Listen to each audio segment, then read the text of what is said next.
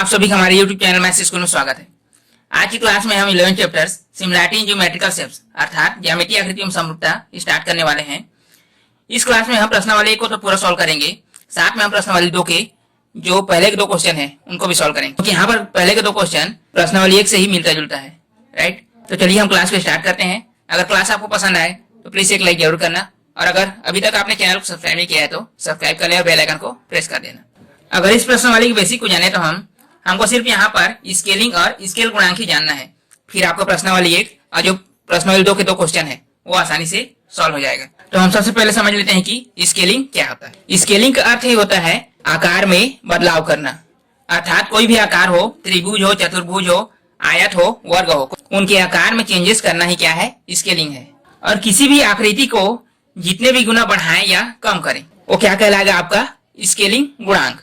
इसको हम एक उदाहरण से समझे तो देखिए, हमने यहाँ पर 2 वर्ग लिया है, हमने इसका स्केलिंग किया है, मतलब इसकी जो आकृति उसको बढ़ाया है, और जितना गुणा बढ़ाए उसको वो उसका क्या होगा, स्केल गुणांक। देखिए हमने यहाँ पर 3 सेंटीमीटर लिया, 3 सेंटीमीटर का क्या लिया, वर्ग लिया, तो उसको कितना बढ़ाए हम लोग, इसका जस्ट 2 गुना, मतलब 6 सेंटीमीटर का लंबाई और 6 सेंटीमीटर का चौड़ाई, तो 2 क्या होगा इसका स्केल गुणांक। तो हम इसको लिखेंगे 3 गुना 2, ये 2 क्या है इसका स्केल गुणांक, ये कितना हो जाएगा 6, जो इसकी भुजा है। और यहाँ पर आप समझना कि जो स्केल गुणांक है वो 1 से कम हुआ तो आपकी जो यहाँ पर शेप है, आकृति है, वो छोटी बनेगी, और 1 से ज्यादा हुआ आकृति क्या होगा, बड़ा बनेगा। और एक चीज ध्यान में रखना, जो भी आप स्केलिंग कर रहे हो उसकी जो आकृति होगी वो समरूप होना चाहिए, मतलब इसी के जैसा दिखना चाहिए। यहाँ पर आप लंबाई को बढ़ा दो, चौड़ाई को कम कर दो, ऐसा नहीं करना है। ठीक, जो स्केलिंग कर रहे हो वो क्या होना चाहिए, समरूप होना चाहिए, इसी की जैसी आकृति दिखना चाहिए। बस एक टर्म और समझते हैं, उसके बाद हम प्रश्नावली को सॉल्व करना स्टार्ट करेंगे। क्या, देखिए आपने नक्शा देखा होगा, वहां पे किसी भी कोने पर आपको पैमाना दिया होता है। पैमाना किस तरह से दिया होता है, मान लेते हैं अपना छत्तीसगढ़ की नक्शा है, आपको कोने में दिया गया है कि 1 सेंटीमीटर बराबर या रेशियो में दिया रहता है, अनुपात करके। ठीक है, कहीं कहीं पर बराबर दिया रहता है, कहीं कहीं पर रेशियो में दिया रहता है, अनुपात दिया रहता है। क्या, 50 लाख सेंटीमीटर।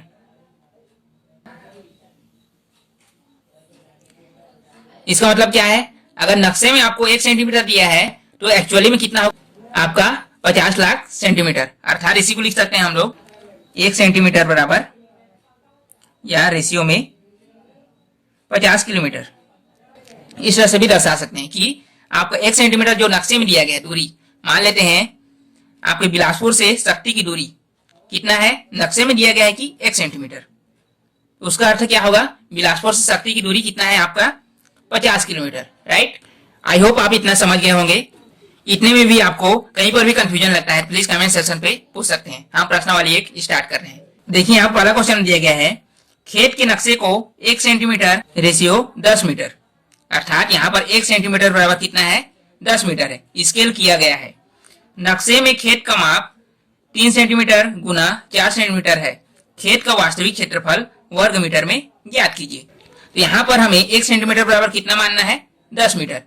नक्शे में तो 1 सेंटीमीटर है, लेकिन एक्चुअली में कितना है, वो 10 मीटर है। तो नक्शे में खेत का माप जो दिया गया है 3 सेंटीमीटर गुना 4 सेंटीमीटर है। ठीक है, तो हमें एक्चुअली में उसका वास्तविक क्षेत्रफल कितना है उसको निकाल के बताना है। तो आप बताइए यहाँ पर स्केल गुणांक कितना है, 10 है। कैसे, जैसे 1 सेंटीमीटर बराबर कितना है, 10 मीटर है, तो यहाँ पर जो दिया गया है 3 सेंटीमीटर और 4 सेंटीमीटर, 3 सेंटीमीटर बराबर कितना हो जाएगा, 30 मीटर। राइट, और 4 सेंटीमीटर बराबर कितना हो जाएगा, 40 मीटर। तो यहाँ पर हम किससे गुणा कर रहे हैं, 10 का कर रहे हैं ना, तो स्केल गुणांक कितना हुआ, 10। नक्शे के स्केल गुणांक है 10, तो 3 सेंटीमीटर बराबर कितना होगा, 3 गुना 10 कितना, 30 मीटर। राइट, 4 सेंटीमीटर बराबर कितना होगा, 4 गुना 10 40 मीटर, क्योंकि यहां पर 1 सेंटीमीटर बराबर दिया गया है 10 मीटर।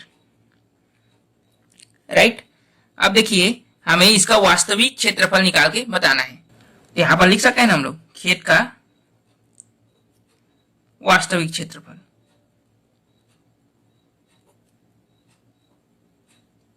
क्या हो जाएगा, क्षेत्रफल बराबर क्या होता है, लंबाई गुना चौड़ाई। तो यहाँ पर लंबाई कितना वास्तविक में 30 मीटर और चौड़ाई कितना है 40 मीटर, राइट। तो इसको हल करेंगे कितना आ जाएगा 1200 वर्ग मीटर स्क्वायर।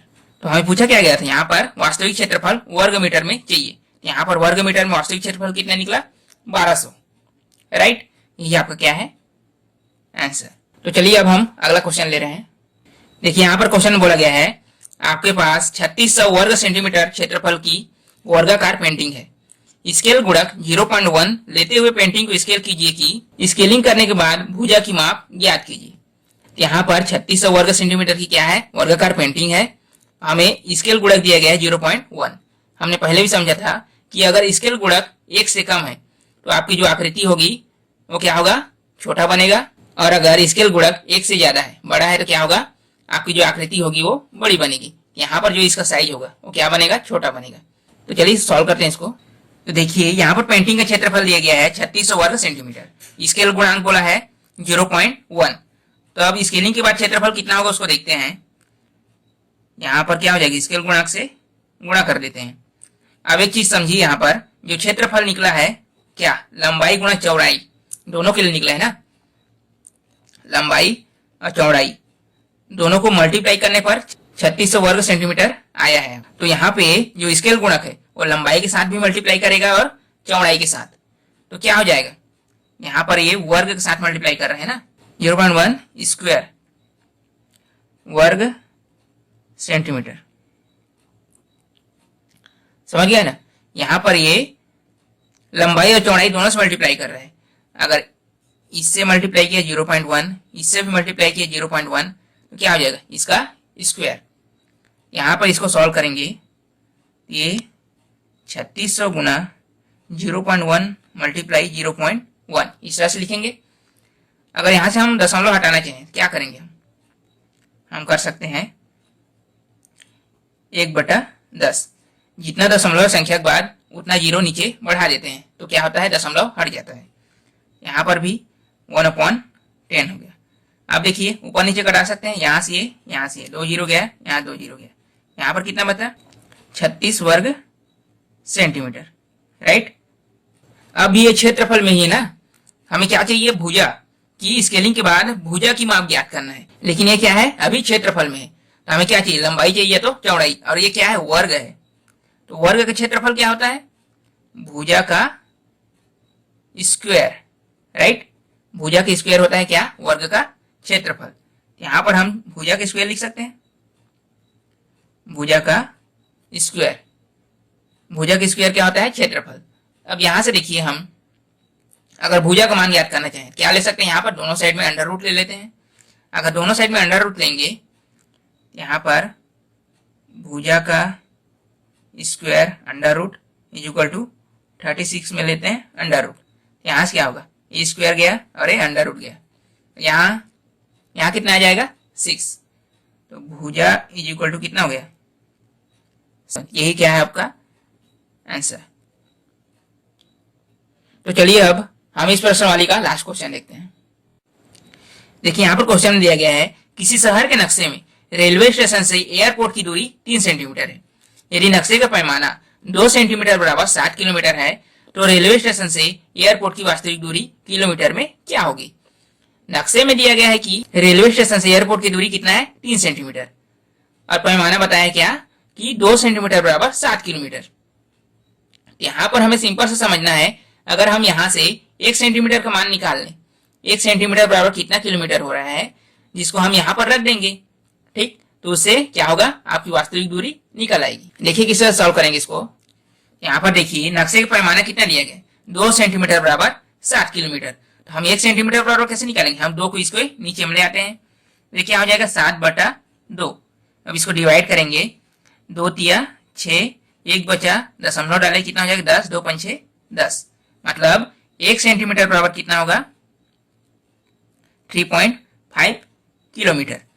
तो हमें यहाँ पर दिया गया है नक्शे में ना कि रेलवे स्टेशन से एयरपोर्ट की दूरी कितना है 3 सेंटीमीटर, तो एक्चुअली में कितना होगा, एक्चुअली में है 1 सेंटीमीटर बराबर 3.5 किलोमीटर। तो हम यहाँ पर मान को रख देंगे बस। तो हमें नक्शे में दिया गया है कि रेलवे स्टेशन से एयरपोर्ट की दूरी है 3 सेंटीमीटर, तो वास्तविक दूरी कितना हो जाएगा? 1 सेंटीमीटर बराबर है 3.5 किलोमीटर, तो 3 सेंटीमीटर बराबर कितना हो जाएगा?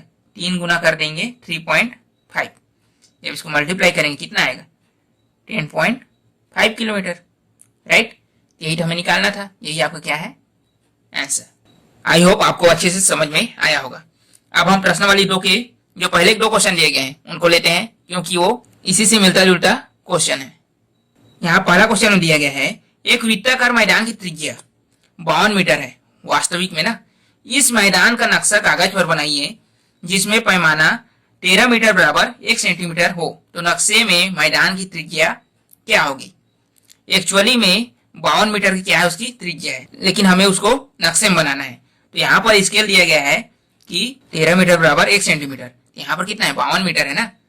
13 मीटर बराबर 1 सेंटीमीटर है, तो 52 मीटर बराबर कितना हो जाएगा? 4 सेंटीमीटर, राइट। यही तो आपका आंसर होगा। देखिए किस तरह से बनेगा।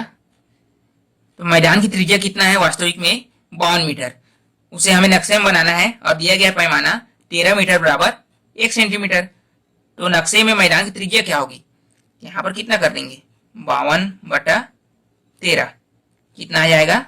यहाँ पर कितना आ गया? 4 सेंटीमीटर, राइट। तो हम नक्शे पे बनाएंगे तो जो मैदान की त्रिज्या होगी वो कितनी होगी? 4 सेंटीमीटर, और यही आपका क्या है? आंसर।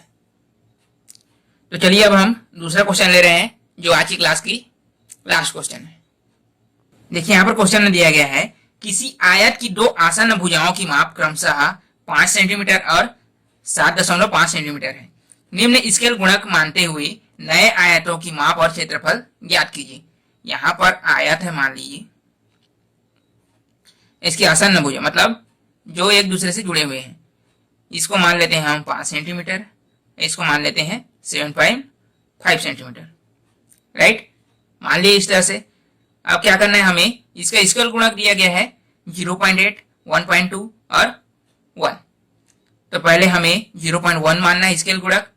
स्केल गुणक मतलब इससे मल्टीप्लाई करेंगे 0.8 से, इसको भी मल्टीप्लाई करेंगे 0.8 से, फिर जो भी यहाँ पर आएगा इसकी जो भुजा की माप आएगी, मान लेते हैं आ गया यहाँ पर 4 और 6, राइट।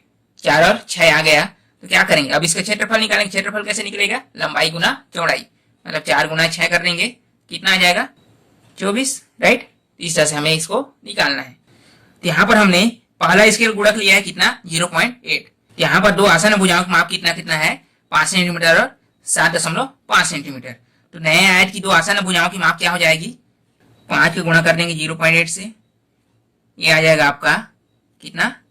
4 सेंटीमीटर, और 7.5 से मल्टीप्लाई करेंगे 0.8, ये हो जाएगा आपका 6 सेंटीमीटर। यहाँ पर हमें क्षेत्रफल चाहिए ना, इसलिए नए आयत का क्षेत्रफल, नए आयत का क्षेत्रफल क्या हो जाएगा? 4 गुना 6, तो कितना आ जाएगा? ये 24 वर्ग सेंटीमीटर, राइट। यही आपका क्या है? आंसर। अब आपको दूसरे में रखना है स्केल गुणक 1.2। फिर आपको यही प्रोसेस फॉलो करना है। और यहाँ पर क्या आ जाएगा? अब 1.2 से मल्टीप्लाई कर लोगे, यहाँ पर भी 1.2 से मल्टीप्लाई करोगे, जो भी आएगा उसका यहाँ पर क्षेत्रफल निकाल दोगे और यहाँ पर आपका आंसर बन जाएगा। फिर आप तीसरा भी रखोगे 1.0 को, यहाँ पर रख दोगे, फिर मल्टीप्लाई कर दोगे, और जो यहाँ पर क्षेत्रफल आएगा वो आपका क्या होगा? आंसर। तो चलिए आज की क्लास को यहीं तक रखते हैं, हम अगले क्लास में मिलेंगे।